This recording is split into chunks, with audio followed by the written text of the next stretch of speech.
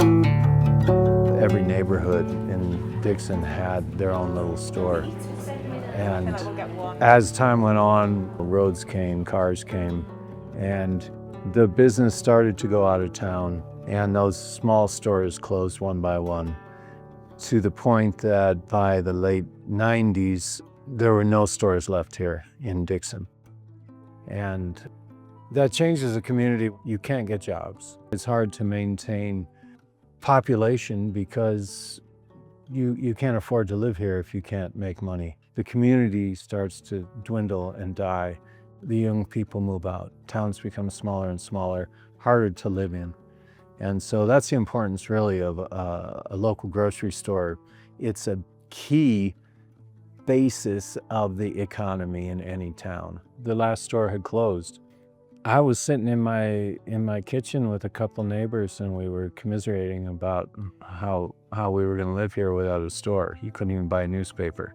I said to him, let's get a co-op going. I mean, how hard can it be? And we soon found out, but it creates community. It seriously, I mean, in the true sense of the word, it creates a community of people who are concerned about benefiting the place they live, you know. And it from the very beginning, it was like that. There are people that can't leave this community, whether they don't have a vehicle, they're too sick to drive, they're too old, they don't have help. Without that, how do people eat? How do they survive? When I got the call, the grocery store had shut down. Store's been here since the 60s. Something deep down was just pulling and pulling and pulling, right? And I was like, my grandpa's gonna roll over in his grave, boy. He finds out we shut this thing down. We talked about it. Can you run it for us?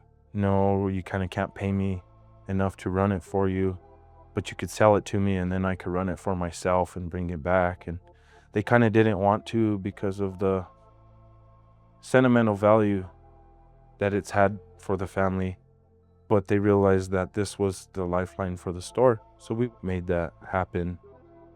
And in 2016, this building, it was the grocery store in this community.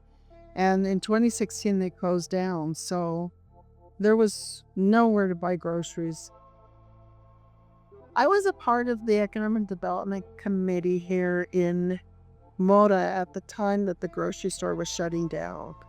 And we actually were trying to revive the grocery store, but it was destined to fail. That's when I joined the co-op because I felt like we needed something here in Mora.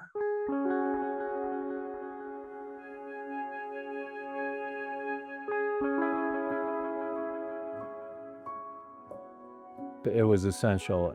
We couldn't have done this without the state help. Our profit motivation isn't to make a bunch of money, so we don't have a ton of money to invest in infrastructure. And it's really great to see the state actually invest money in infrastructure that benefits these small communities. A month and a half from now, we'll have our office moved back. We'll have this store, extra 500 square feet on the store ready to move into. And I've got the refrigerators on order. It's going to be a whole new store for all of us.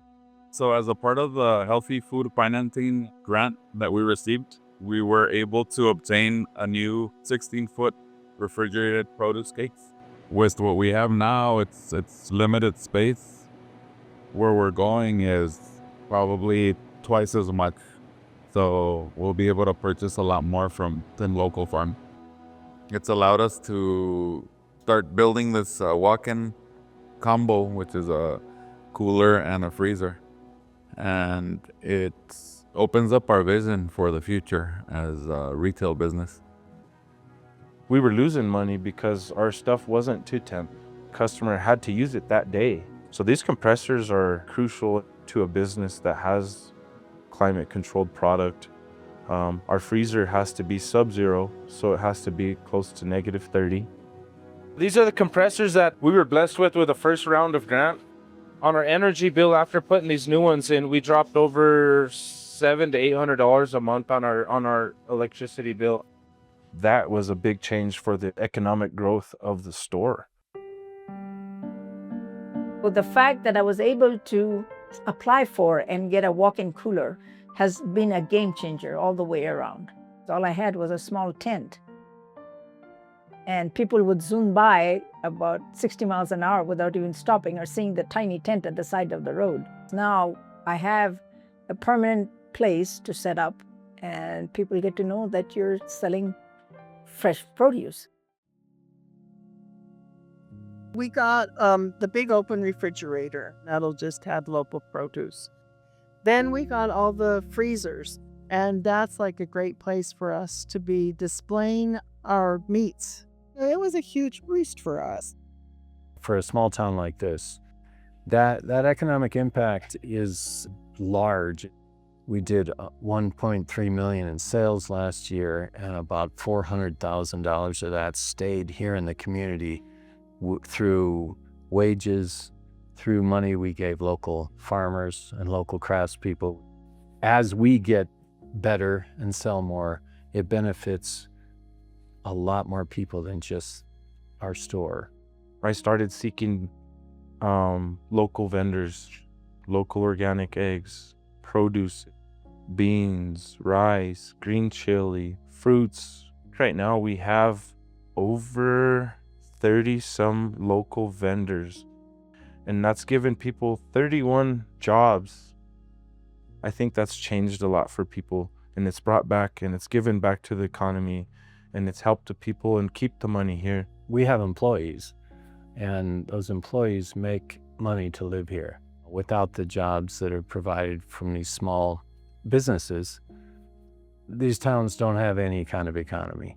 And you can't live in a town without economy. Even payroll is just higher than it's ever been. Their hourly wages are very competitive, and they have incentives and they have annual raises. So people got used to seeing something that was not a little canopy tent that was flying away in the wind. It was actually an established business.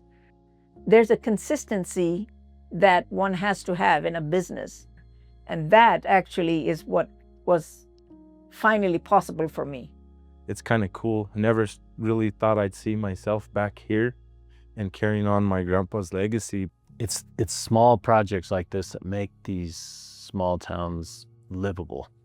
Without the support of the state to create a project like this, small towns are harder and harder to live in. Through all of these resources, one can build something, build a sense of community, build a sense of access to good health and a good lifestyle. In the end, it's priceless.